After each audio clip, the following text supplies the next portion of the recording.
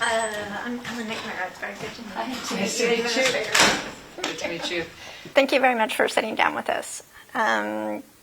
You were in the Horn of Africa recently, where I believe it was last week. You came back last week, where there are many people in Ethiopia and Somalia and Kenya who are approaching very close to a state of famine. I would say that the situation is as bleak as any I've seen in my lifetime. And, I've traveled to a lot of places where there's been a concentration of suffering.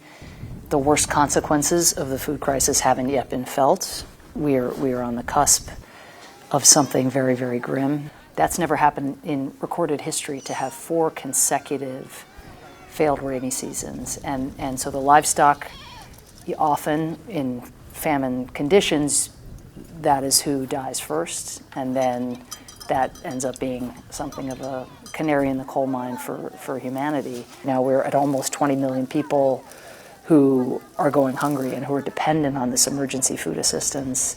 But, other donors are stretched pretty thin. Other countries are stretched thin because the food crisis is a global food crisis, because Putin made this war on Ukraine starting in February. Has the outlook gotten better or worse? All of the damage done up to this point by Russia has created such acute needs in Ukraine that the fixed sort of foreign assistance budgets or emergency assistance budgets just now have more claimants.